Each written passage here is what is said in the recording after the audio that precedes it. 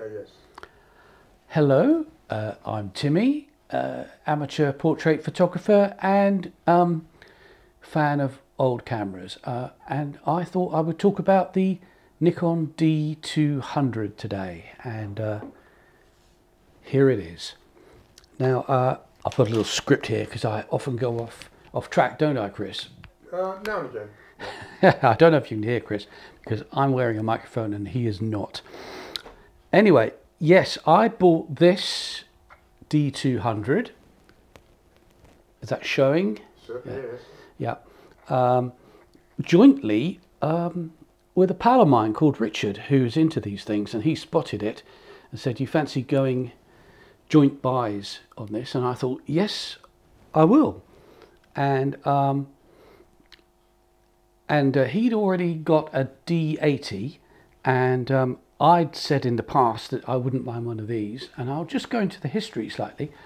Our dad had a D200 which he bought new and left us when he died in 2013, and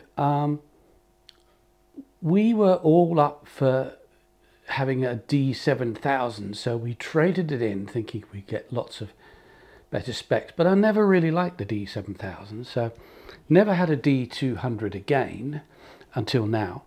But I had a D300 and then D700, loved the D700 and things.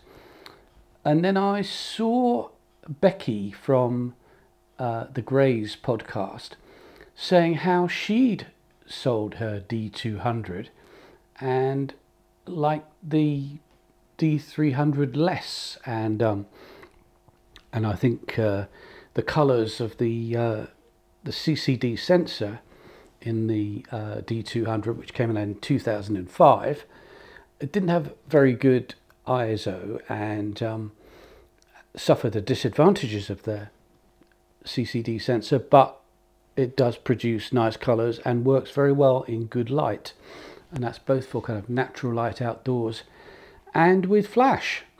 And we've done some flash pictures to show that, haven't we? And I might be able to pop one or two in, and I will just pause because if I pop them in at the moment I can't get the sound to run over it. So here's the pause, hopefully for the D200 pictures. There we go. Yes, now the D200, it's got this 105, classic 105 lens on. Chris, tell me if this is showing up well in the picture. Show it from the side as well if you want. A little bit like that. So, oh yeah, I was going to show the front details on there. Yeah. But this is a very old 1970s 105mm f2.5. And it's actually the Auto Nikkor, and well, it says Nikkor PC Auto, which I think means it has some coating on the lens, but it's quite old, and it's 2.5. Now, normally one of these is too old to go to mount on a digital camera because it's a non-AI lens, as they say, and so the mount would damage a digital one. But this one has had an AI conversion, and it looks like a pro one because there's no horrible finish on there, and it's got a nice in fact, I'll just pop it up off here. Boom, put this around my neck. Yeah, Jack Hargreaves knocking his glasses off with his balaclava. Yeah. That's the thing we saw on TV, where this old guy put his balaclava on and knocked his glasses off when he was presenting a TV program. Right. Anyway, so yes, what you've got is this this rear ring here. That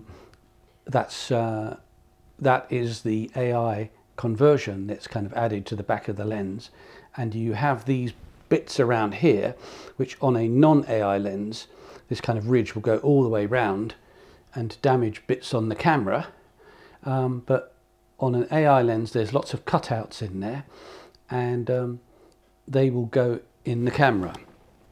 So another thing to mention, I'll just pop this baby back on,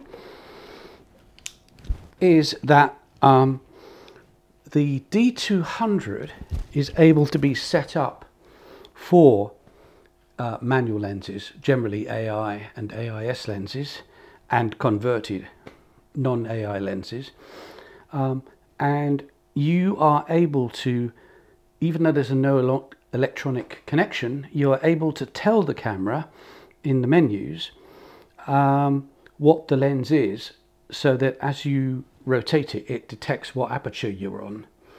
And I'll show you that. Let's see. So we are on here, and can you see that, Chris? You have the non-AI lens. What does that signal mean? Just straighten the thing up. Tell me stuff. Yeah, straighten up the camera, yeah. Okay. And is that good? That's right, yeah. Yeah, so you have the non-AI lens data, and you go in there. It's Just disappeared. So I'll bring it back. So if I actually go into it, because you've seen it already. So there you go. It has the focal length of the lens and the maximum aperture. It's geocaching and reflection, yeah. Okay. Yeah, that's better. Yeah, okay. So you enter that for the lens you have, and you can do that on this D200, but there is no facility to do that on the D80, which my buddy has. He has a D80 which is very nice, has the same sensor as this, but a few less, has a different processor in there, and it doesn't have the facility to specify non or manual lenses with no CPU in there. So you can sort of take pictures, but it doesn't know what aperture you're on and things, so you have to like do all your metering and things with a meter separately. Anyway, so that's rather good, and I was going to talk about the experience of shooting this, and it's a bit like when I shot the 80mm, the 180mm lens. I discovered that hand holding at close focusing distance is quite difficult, because you get a sort of telescopic effect, and you'll get that with a 105mm lens on a crop sensor. So you're ending up with about 165, 170mm lens on here. So sorry, maybe not quite that much, but like 160 maybe. And so hand holding it is quite difficult, and also the screen on this thing is a bit dimmer, and the focusing is not as good as on a D3 series camera. This is my D3X. I've got a D3S as well, and we did have a D3, which is very nice, and they would do manual focusing on a tripod very nicely, whereas this will do it, but it's harder work. So what you do is you well, we have a big ball head, and what you do is they've got resistance controls, and you make it so that you can move it smoothly, but it still holds it, so you can move it about, but it's still held reasonably firmly, so that it's not shaking like if you're just hand holding. And that way you can put your focus spot on the eye and manual focus, and sort of just be aware of the green focus confirmation in the bottom of the viewfinder, and it's kind of looking in two places at once, but you can do it. You can manual focus these old lenses quite nicely. Obviously if they don't have a longer focal length, then they're easier, but anything mildly telephoto on a crop center body and you're trying to manual focus it, then you kind of need a tripod unless you're highly skilled, and I am definitely not highly skilled. Now let me just have a look at my script and see if I've talked about everything. Yes, I think I more or less have. Just to say that this is the CCD sensor, so it's older technology than the CMOS sensors, but people say they have very nice colours, and they do, but what they had was less ability to go to higher ISOs, and so they were replaced. But one aspect they couldn't quite match was the colour wasn't quite as, to some people's taste, the colour of the CMOS sensors is not quite as good as the CCD sensors. So there's a whole subculture of people crapping on about CCD sensors. There's a lady called 1 Month 2 Cameras, another chap called Snappiness. They're the famous ones, and they buy all these cameras, old little digital cameras, a lot of them little cameras with CCD sensors on, and they are rhapsodic about the beauty of the colour from these old cameras as compared with their newer ones. So anyway, that's kind of my thought on the D200.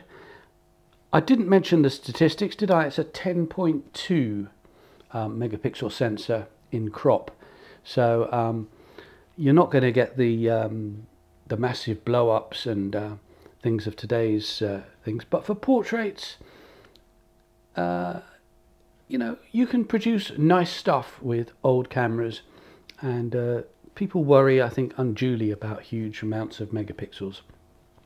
And of course, above all, this kind of photography is sort of cheap. You can, I mean, we paid 80 quid for this one, and you know, it's a really nice solid bit of kit. I think that's about 20,000 on the clock, which is very good because these things are built like tanks, and the shutter in this is probably good for, or was designed for, probably 150, 200,000. So you know, if you buy one in nice condition with a lowish shutter count, then you've got something that's going to work for many years to come, and you can enjoy playing with it. Anything else I should say, Chris? The autofocus is pretty good, isn't it, on the modern lenses?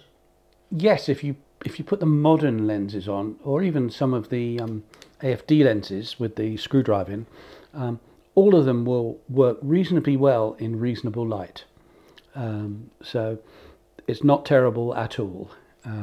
So that's good. So yes, shall we call that a day? Okay. We'll see if the sound has worked, and if it has.